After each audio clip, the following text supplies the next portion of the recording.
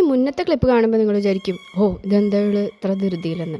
അപ്പം ഞങ്ങളിന്ന് പോകുന്നതേ ഒരു സ്പെഷ്യൽ ആൾക്ക് ഒരു സർപ്രൈസ് കൊടുക്കാനാണ്.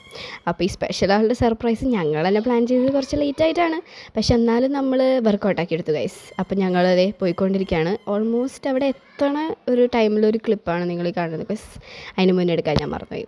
അപ്പം ഞങ്ങളതേ എൻ്റെ അനിയൻ ഉറങ്ങാണിരുന്ന് നല്ല കൂർക്ക വലിച്ചുറങ്ങാണ്. പക്ഷെ ഞങ്ങളതേ ഗൈസ് അവിടെ എത്തി, വീട്ടിലെത്തി. അപ്പോൾ ഞങ്ങൾ ശബ്ദമൊന്നും ഉണ്ടാക്കാണ്ട് കാറിൽ നിന്ന് ഓരോരുത്തരെ ഇറങ്ങി. ബിക്കോസ് അയാൾക്ക് കുറച്ച് ഡൗട്ട് കിട്ടി ബിക്കോസ് ഇറ്റ്സ് എൻ്റെ പപ്പ കാരണം എൻ്റെ പപ്പ ബിരിയാണിയുടെ കഥയൊക്കെ പറഞ്ഞ് ഡൗട്ട് എടുപ്പിച്ചു. പക്ഷെ എന്നാലും ഞങ്ങൾ മാനേജ് ചെയ്തു. അങ്ങനെ ഞങ്ങൾ സ്റ്റെയർ കയറി പതുക്കെ സർപ്രൈസ് ചെയ്യാൻ പോകണം ഗൈസ്.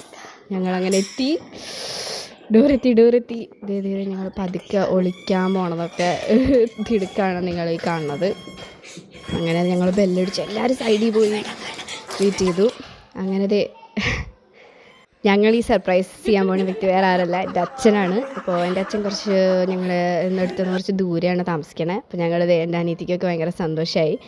അങ്ങനെ എൻ്റെ അച്ഛൻ പറഞ്ഞുകൊണ്ടിരിക്കുകയാണ്, അയ്യോ ഞാനൊരിക്കലും വിചാരിച്ചില്ല, എനിക്കൊരു ഡൗട്ട് വന്നു, പക്ഷെ എന്നാലും നിങ്ങൾ മാനേജ് ചെയ്തു എന്ന്. അപ്പോൾ അങ്ങനെ സർപ്രൈസൊക്കെ അടിപൊളി. പത്തിരിക്കുള്ളൂ ഗൈസ്, ബൈ.